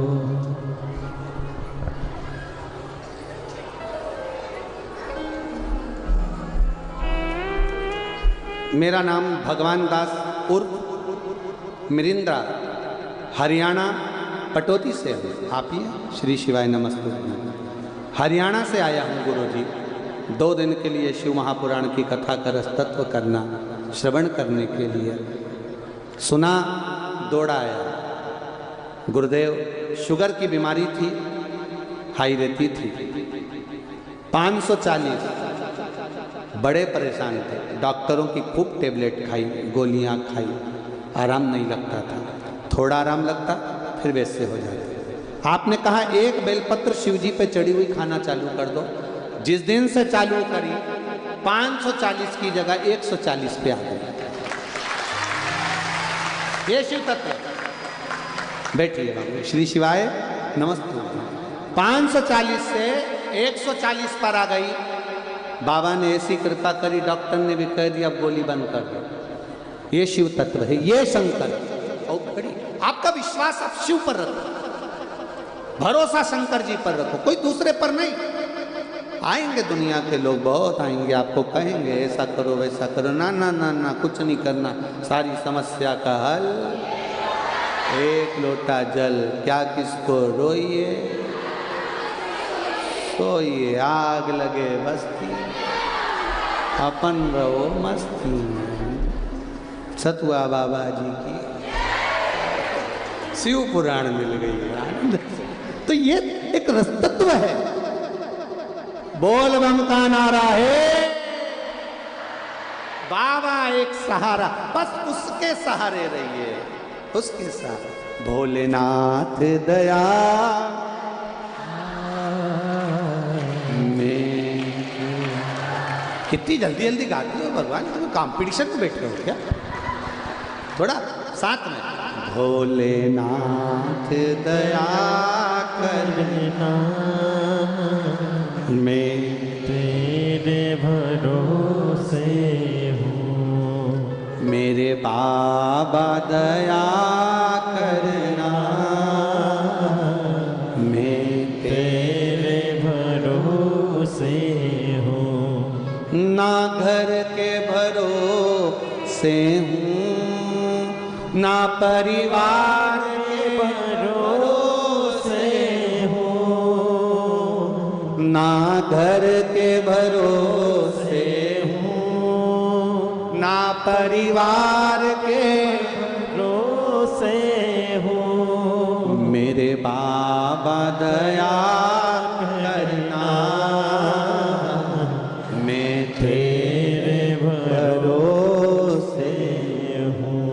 मेरे बाबा दया करना, मैं तेरे भरोसे। ये जितने पत्र हैं, ये रखे, ये सब तेरे भरोसे थे, कोई दूसरे के नहीं। कल इससे दुगने मिल जाएंगे। ये भरोसा है, दृढ़ता, विश्वास, और जितना दृढ़ होगा उतना मिलेगा।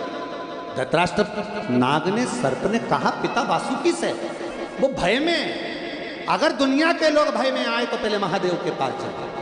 आए, कोई प्रॉपर्टी का लफड़ा है, कोई केस है, कोई अदालत में चल रहा है, भय है, जाओ उस महादेव के पास। शिव मंदिर। वासुकी ने कहा तुम चिंता मत करो, मैं देवादिदेव महादेव के कानों में जाकर कहूंगा। सबसे करीब में रहता ही था सांप, वासुकी नाग सबसे पास में, मैं ही बैठा रहता था।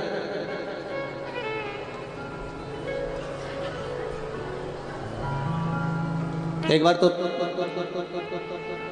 भगवान विष्णु ने भी भगवान शंकर जी से पूछ लिया था, ये सांप तुम्हारे पास 24 घंटा कान के पास रहता है, अच्छी बात है क्या? भगवान विष्णु बोले नारियों में आदत रहती है,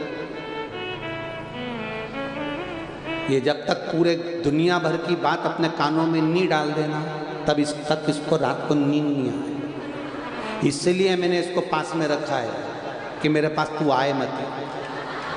बात अच्छा, तुमसे निवेदन है, जितने बैठे हैं प्रयागराज में, मेरी जीजियाँ जितनी बैठी और जितने जीजा बैठे, इन जीजाओं से निवेदन है तुम अपने कान के पास सांप मत रख लेना, नहीं तो ये भी कम नहीं है, पुंगी लेके आ जाए। इसका भरोसा नहीं है तो मेरे जीजाओं से निवेदन है, प्रयागराज की है, साज में समझना आओ, त्रिवेणी के घाट घाट का पानी पिया है, सहजता नहीं हो। एक बार वो भजन गाते थे ना, तुम चंदा बनो है, हम तारे बने आकाश में मिलेंगे ओ मेरे भोले नाथ। तो एक ने लाइन लिख के भेज दी थी अभी वो परवणी की कथा में, तुम सांप बनो हम पुंगी बने। तो ये बड़ा विचित्र है, लोग बहुत बड़े विचित्र विचित्र है, इनका क्या करें। वो बाद में नीचे लिखा पिटारे में मिलेंगे, पिटारे में क्यों मिलेंगे, और लिख के भेजा गुरुजी ये लाइन जरूर गाना।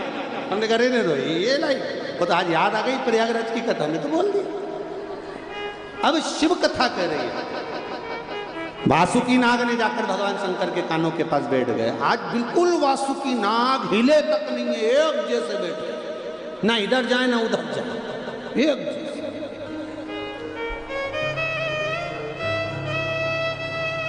टेंशन तो रहता है ना, एक जैसा कोई बैठा रहे, एक जैसा अगर कोई बैठा रहे। अच्छा कई बार एक जैसा नहीं भी बैठे, कहीं का विचित्र भी बैठा रहे तो भी सोचने में तो आता है। अब एकदम, अब तुम में से कोई एकदम कड़क होके बैठ जाए, एकदम कड़क, तो थोड़ा थोड़ा देर में ध्यान तो जाएगा, इसको हो क्या किया है, इसको हो क्या गया है, कुछ बस बैठ गई। अब बासुकी नाग एकदम कड़क होकर बैठा। शिव जी को चिंता, आखिर बात क्या है, ये हो क्या रहा है। तब देवाधिदेव महादेव ने पूछ लिया। महादेव तो बाद में बोले, पहले पार्वती जी बोल दी कितना अकड़ रहा है। पार्वती जी ने शिव जी से जाकर कहा, आज वासुकी नाग के मन में जरूर कोई बात है, जरूर कोई बात जरूर है, ऐसा हो ही नहीं सकता, जरूर कोई। शिव जी ने पूछा, वासुकी क्या बात है। वासुकी ने कहा, मेरा पुत्र धृतराष्ट्र आया, क्या कर रहा था। उसका मित्र है कारकोट, कारकोट का मित्र है तक्षक, भय में बहुत है। भय में, हाँ एक काम करो, भेज दो। कहा, उस भूमि पर जिस भूमि की रज रज गौलोक धाम का दर्शन करा देती है, प्रयागराज। हाँ जाओ और कह दो तक्षक नाग से, जहां गंगा यमुना और सरस्वती का संगम होता हो, उस संगम के तट पर कालिया नाग ने जिस यमुना के अंदर बैठकर तप साधना करी थी, बाद में विष को उगलना प्रारंभ करा था, उस यमुना के तट पर तक्षक नाग जाकर अगर अर्चना करेगा, तप करेगा, तप करते करते करते करते करते करते उसके बैठने से, तप की मुद्रा में बैठे रहने से जमीन भूमि गलने लगेगी, गलने लगी। आज भी तक्षेश्वर शिव मंदिर में तक्षेश्वर कुंड है, जहाँ बैठकर तक्षक नाग ने तप साधना करी थी। बैठने से जमीन गल गई थी, इतना तप करा था। करें तक्षक, जो लोग तक्षेश्वर महादेव गए होंगे, प्रयागराज की उस यमुना जी के तट पर, वहां तक्षेश्वर कुंड, जहां बैठकर तप साधना तक्षक नाग ने करी, ऐसी तप साधना करी, जमीन गलने लगी। तब मेरे महादेव वहां प्रकट हो गया, वहां मेरा महादेव प्रकट हो गया। क्या मांगना है तुझको। तक्षक नाग कहता है, मैं मृत्यु तो मेरी आएगी, वो अपनी जगह पर है, पर मैंने अगर कोई गलती करी हो तो मुझे माफ करना। इस भूमि पर आप आ गए, इससे बढ़कर और क्या चाहिए। जैसे आज प्रयाग के लोग कितने खुश हो रहे हैं कि शिव महापुराण आ गई, इससे बढ़कर और क्या चाहिए। ऐसी खुशी मेरे जीवन में मिल गई। बस मेरे महादेव, मेरे शंभु, मेरे भोलेनाथ, मेरे त्रिकालदर्शी, मेरे कैलाशी अविनाशी, हे महादेव, आपसे एक प्रार्थना है, आप प्रयागराज की इस भूमि पर यहाँ विराजमान हो जाओ। भगवान शिव कहते हैं, सुनो तक्षक, तुमने मेरा अनुमोदन करा है, मेरा स्मरण करा, इसलिए मेरा शिवलिंग यहाँ पर रहेगा, स्वरूप रहेगा, और तुम्हारे नाम से तक्षेश्वर महादेव के नाम से पूजा जाएगा। मैं यहाँ विराजमान हूं। जो तक्षेश्वर महादेव का दर्शन करेगा, कोटि कोटि कितने भी पाप उसने जीवन में करे होंगे, सारे पापों से केवल मेरा दर्शन मात्र से मुक्ति मिल जाएगी। केवल दर्शन मात्र से तक्षेश्वर महादेव की, तक्षेश्वर महादेव। कभी मौका मिले, दरियाबाद मोहल्ले में यमुना जी के तट पर आज भी तक्षेश्वर महादेव विराजमान है। कभी मौका मिले प्रयागराज वालों तो प्रयास करिएगा बाबा के दर्शन करने का, अपने जीवन को धन्य बनाने का। कई लोग तो ऐसे हैं प्रयाग में जिनको नाम भी नहीं मालूम होगा कि ऐसा भी कोई मंदिर है। सही है कि गलत है। कई लोग ऐसे होंगे जिनको मालूम नहीं होगा कि प्रयागराज में भी ऐसे मंदिर, ऐसे देवालय जहाँ मेरा शिव स्वयं आकर बैठा है, जिसकी चर्चा शिव महापुराण में, स्कंद पुराण में, पद्म पुराण में वर्णन है। ऐसी सुंदर शिव तत्व को जानने का मौका मिला है। सुंदर त्रिवेणी शिव चर्चा श्री सतुआ बाबा सेवा शिविर में श्रवण करने को मिल रही है। 4 बजे से 7 बजे तक का जो समय है, ये प्रदोष काल का जो समय लिया है, ये प्रदोष काल का समय त्रिवेणी के घाट पर कथा का रसतत्व ले रहे हो। बाबा देवाधिदेव महादेव आप सबकी मनोकामना पूर्ण करे। आज कथा का प्रथम दिवस, कल कथा का द्वितीय दिवस करके विराम दे देंगे और फिर हमको भी कहाँ है कथा, बरहानपुर पहुँचना है। वो तो महाराज जी का बड़ा बहुत भारी निवेदन था, या तो आप लोगों का प्रेम खींच लाया, महाराज जी तक पहुँचाया, और महाराज जी का, सतवा बाबा जी का, आदरणीय संतोष बाबा जी का 1000 ऑटो में आनंद सुख देने वाले सतुआ बाबा जी का ये प्रेम खींच कर लिया, और इनके प्रेम से खींचने से हमको इतने संतों के दर्शन हो गए। यही बाबा से प्रार्थना है, ऐसी संत कृपा बनी रहे। आज पहला दिन विराम ले रहे हैं, कल फिर शिव चर्चा की ओर आगे बढ़ेंगे। बड़े आनंद के साथ आओ, भले अंदर जगह ना मिले, रोड पर बैठ जाओ, पर कथा का रसतत्व ग्रहण कर कर अपने जीवन को साधुवाद बनाइए, धन्य बनाइए। हर हर महादेव। आरती की तैयारी होगी, आप सब लोग अपनी जगह पर खड़े हो जाएंगे, आरती का सुख लेंगे और फिर धीरे धीरे अपने गंतव्य की ओर जाएंगे। हर हर महादेव।